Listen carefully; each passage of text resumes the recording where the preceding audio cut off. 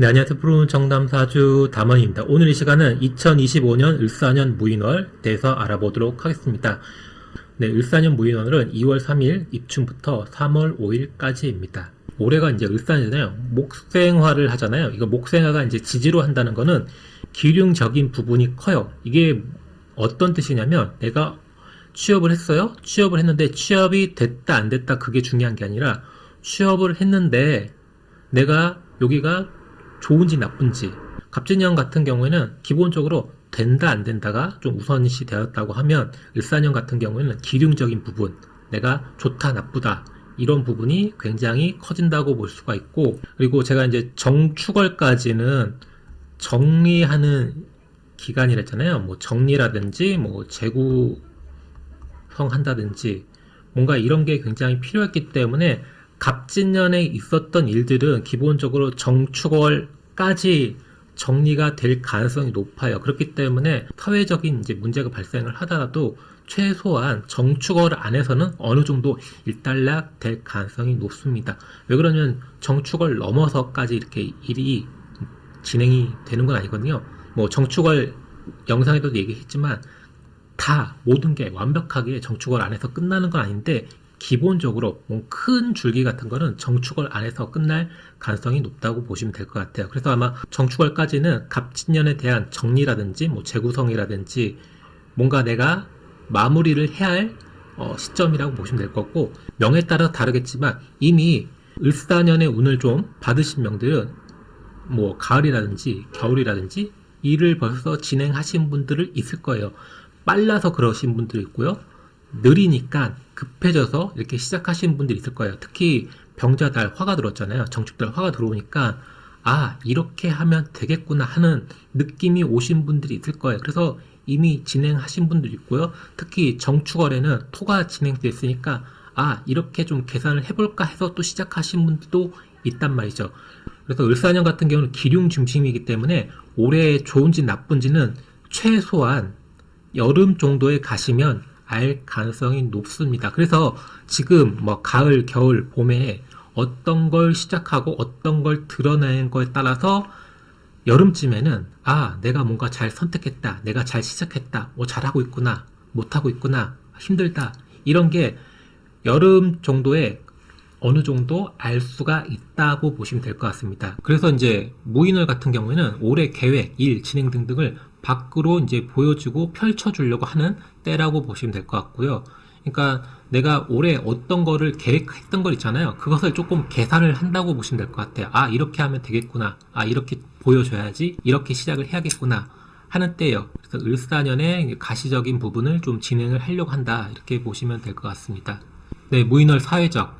그동안 이제 준비, 계획, 신사업, 새 프로젝트, 새해 계획을 드러내거나 먼저 쟤를 취하기 위해서 선점을 한다. 이게 사회적인 좀 작용이라고 보시면 될 것 같아요. 여러분들도 이제 회사 다니시는 분들 있잖아요. 뭔가 올해를 위해서 뭔가 준비해 놨던 거, 뭔가 드러내고 싶었던 거, 그런 게 이제 밖으로 좀 보여진다고 보시면 될 것 같습니다.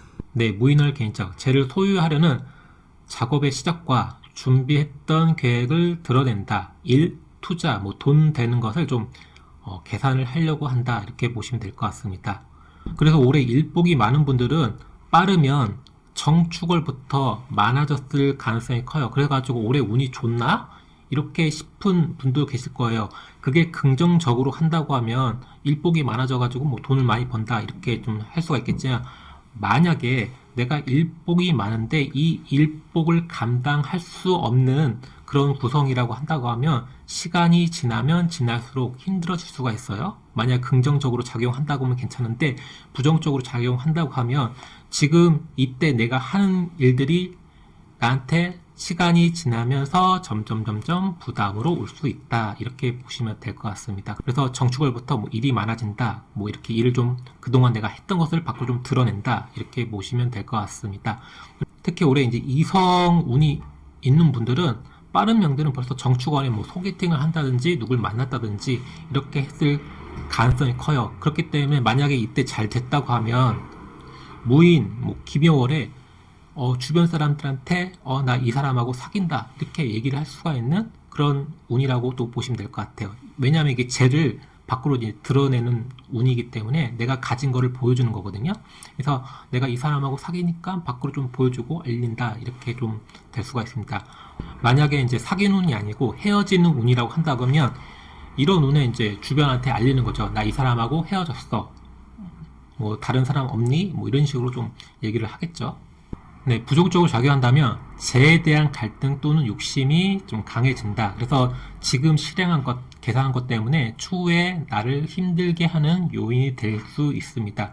그래서 무인을 대면 뭔가 계산을 하고 이렇게 하면 돈이 되겠다, 이렇게 하면 되겠지 해가지고 뭔가 실행했는데 그게 내 선택이 잘못될 가능성이 크다고요. 그것 때문에 힘들고 어려워질 수 있다 보시면 될 것 같습니다. 그래서 무인월 같은 경우는 사람들하고 무슨 계약을 한다든지 뭐 동업을 한다든지 투자한다든지 이런 거를 좀 더 꼼꼼하게 짚어보는 게 도움이 되지 않을까 생각이 됩니다. 정축, 무인, 기묘 이럴 때는 내가 이렇게 하면 돈이 될 것 같은 느낌이 들거든요. 이렇게 하면 되겠지, 이렇게 하면 대박이 나겠지 생각이 나는 운들이에요. 그게 여러분들의 생각이 맞으면 다행인데 그 생각과 선택이 맞지 않는다고 하면 나에게 부메랑이 되어가지고 힘들게 만들 수 있다고 보시면 될 것 같습니다. 네, 정리하겠습니다. 꽃의 몽우리가 조금씩 이제 펼쳐지는 시기다, 이렇게 보시면 될 것 같습니다.